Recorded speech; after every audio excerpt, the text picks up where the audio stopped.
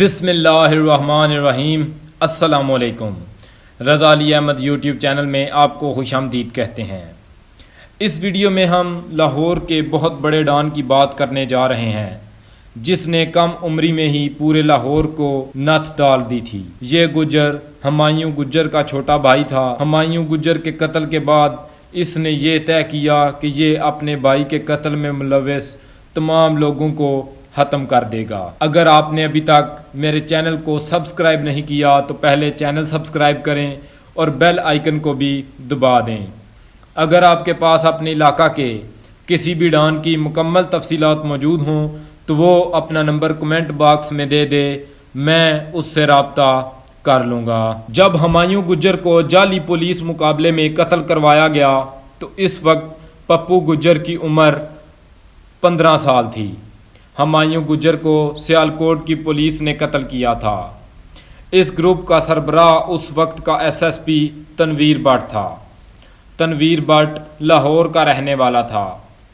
पप्पू गुज्जर ने मुकम्मल तफसीलात हासिल करने के बाद इस एसएसपी के घर के बाहर एक दुकान किराए पर ली और 1 साल तक इसके आने जाने का हिसाब लगाता रहा।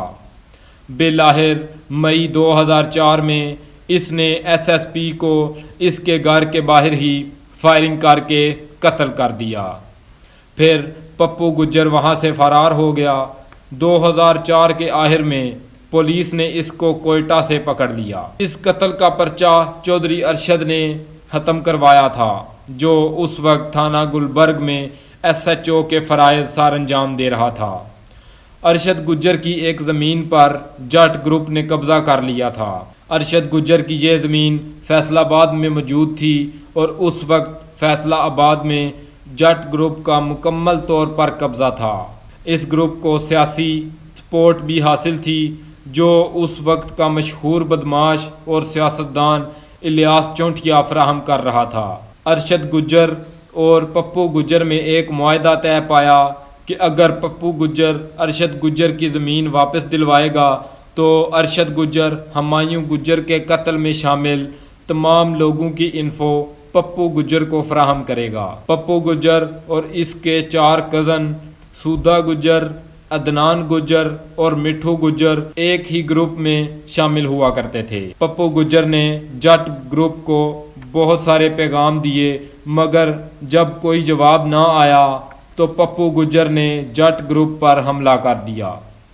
ये हमला इतना शदीद था कि इस हमले में ग्रेनेड वगैरह का भी इस्तेमाल हुआ। इस हमले में जट ग्रुप के 5 आदमी कत्ल जबकि 4 लोग जख्मी हुए।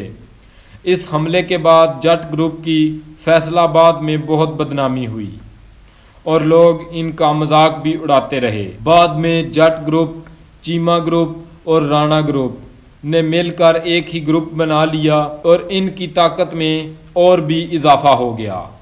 फिर 2005 में इस ग्रुप ने पप्पू गुज्जर पर हमला कर दिया। ये लड़ाई 24 घंटे तक चलती रही और इसके मुतबादल में फायरिंग में पप्पू गुज्जर का कज़न अदनान गुज्जर कत्ल हो गया। कहा जाता है कि इस हमले में भी जट ग्रुप के 11 अफराद कत्ल हो गए थे। इस दौरान अरशद गुज्जर डीएसपी बन चुका था और इसकी मदद से पप्पू गुज्जर पर कोई भी मुकदमा दर्ज ना हो सका। रज़ा अली अहमद के मोअज़्ज़िज़ नाज़रीन, ये मुकदमा जेल में मौजूद इश्तिहारियों पर दर्ज कर दिया गया। चौधरी इलियास चौंटिया उस वक्त MNA था और उसने असेंबली में इस मुकदमे की शिकायत उस वक्त के वजीर आज़म से भी की थी। पप्पू गुज्जर इस ज़मीन पर 11 माह तक रहा।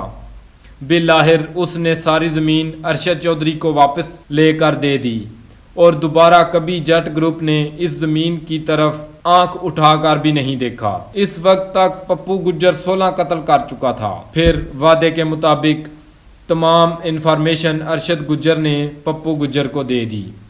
फिर पप्पू गुज्जर ने तमाम पुलिस वाले जो उस हमले में मुलव्विस थे उनको चुन चुन कर कत्ल कर दिया। पप्पू गुज्जर ने 11 पुलिस वालों को वक्तन फ़वक्तन कत्ल किया और ये उनको पहले ही फ़ोन करके बता दिया करता था कि मैं तुम्हें कत्ल करने आ रहा हूँ। पप्पू गुज्जर में बदले की आग इतनी थी कि उसने उस वक्त के आईजी जिसने हुमायूं गुज्जर को मारने का हुक्म दिया था, पप्पू गुज्जर ने उसको भी लाहौर एयरपोर्ट के बाहर कत्ल कर दिया। अपना काम करवाने के बाद चौधरी अरशद गुज्जर ने पप्पू गुज्जर को मरवाने की कोशिश की तो पप्पू गुज्जर ने फैसलाबाद जाकर जट ग्रुप से माफ़ी मांगी और इन्हीं की मदद से उन्होंने अरशद गुज्जर डीएसपी को भी कत्ल कर दिया।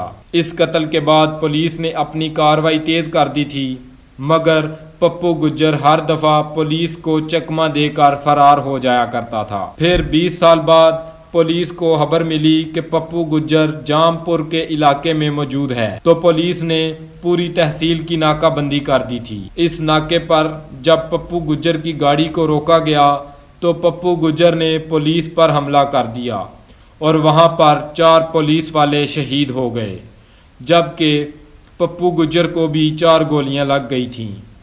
जैसे ही ड्राइवर ने नाका तोड़ा तो तेज रफ्तारी की वजह से गाड़ी एक ट्रक के साथ टकरा गई, जिससे गाड़ी में मौजूद तमाम लोग मारे गए। पप्पू गुज्जर के मरने के बाद ये पूरा ग्रुप खत्म हो गया था। इनमें कुछ लोग पुलिस मुकाबले में मारे गए और कुछ लोगों को सजाए मौत हो गई, जबकि चंद लोग अभी भी अडयाला जेल में उम्र कैद की सजा काट रहे हैं। बुरे काम का बुरा ही नतीजा होता है। मेरी तमाम वालिदैन से गुजारिश है कि अपने बच्चों का बहुत ज़्यादा ख्याल रखा करें और उनको बुरी सोहबत में बैठने से बचाएं। वीडियो के आखिर में मैं आपको ये बताना चाहता हूँ कि पप्पू गुज्जर ने अपनी बदमाशी के दौर में कभी भी किसी गरीब पर जुल्म नहीं किया और हमेशा इसने गरीबों का साथ दिया। अगर कोई गरीब मजलूम इसके डेरा पर आ जाया करता था तो ये उसकी मदद के लिए हर वक्त तैयार रहा करता था। एंड पे मैं आपसे एक बात करना चाहता हूं कि मेरे पास शाकी गुज्जर की मुकम्मल इंफॉर्मेशन आ चुकी है, जो कि हमने 2004 के एक अखबार से ली है। इस इंफॉर्मेशन में शाकी गुज्जर की पैदाइश से लेकर कत्ल होने तक तमाम इंफॉर्मेशन मौजूद है। मेरे चैनल पर पहले जो वीडियो मौजूद थी उसमें कुछ चीज़ें गलत थीं, इसलिए अगर आप सही इंफॉर्मेशन जानना चाहते हैं तो बराए मेहरबानी मुझे कमेंट बॉक्स में ज़रूर बताएं। इंशाल्लाह वो वीडियो जल्द अज जल्द आपको दिखाई जाएगी। अगर आपने अभी तक मेरे चैनल को सब्सक्राइब नहीं किया तो पहले चैनल सब्सक्राइब कर दें और बेल आइकन को दबा दें ताकि मेरी हर वीडियो का नोटिफिकेशन आप तक पहुंच सके। इसी के साथ रज़ा अली अहमद आपसे इजाज़त चाहता है। अल्लाह हाफिज़।